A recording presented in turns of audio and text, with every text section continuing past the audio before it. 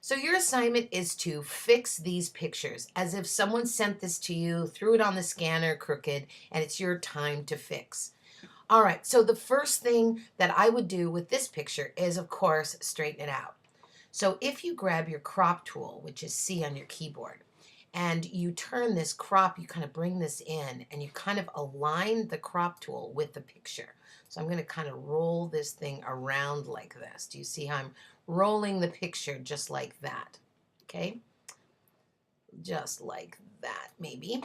And then I'm going to kind of stretch this out just a little bit. I see the date here is April 1971, and you can decide if you'd like to keep the date. But see how I'm kind of rotating this around so that it looks kind of great just to get things in here correctly. There we go. And then once you have the crop tool, you'll just click on the check mark up at the top and it will crop the picture. Now, the next thing you always want to do is make a duplicate of a picture you're working on.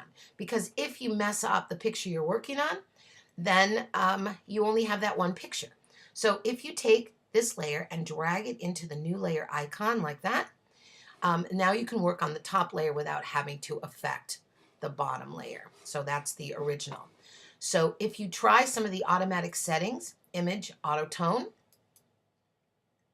okay, that already looks beautiful. I'm going to Command Z, and let's see. And see, let's try going back in history panel here. Let's go back. Let's go to image, auto contrast. Oh, not good. Not good. Going back in history. Let's go to image, auto color. Auto color, that kind of looks nice. The color's a little bit dull, that's okay. But now we have this picture of the older people, and I'm going to click the crop tool once again because I see there's a little bit here. Now, there's a lot of area up here, and so let's make a judgment call. And remember, don't ever center the people. Make it a little bit off center like that. And I'd probably bring this bottom up just like that. Let's crop it again. So now we really have the people in there. You can also go to your sponge tool, which is located over here.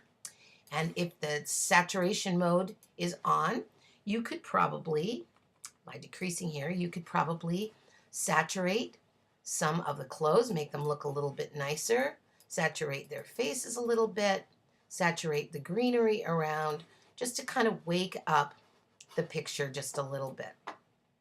And finally, if you go to Filter, Sharpen, Unsharp Mask, you can bring the sharpening up. Now, this might be a little bit too much sharpening, so I'm going to bring the amount down just a little bit. The radius kind of finds the area, so we want to watch out. You don't want to do too crazy a thing with that. Threshold takes that blur feature, and that's so let's see, and there we go. So we've got that. Now, one of the cool things you can also do is you can put a border around this. If you go to Edit and you go to Stroke, and we make the width, let's make it 10, and let's make the color of the stroke white. Let's just bring this over here and do white. It's just something extra. I'll show you. Click OK, and it adds kind of a nice picture to that. And let's just view 100%. There it is. And now you fix the picture. And if you look at the before picture, that's what it looked like before.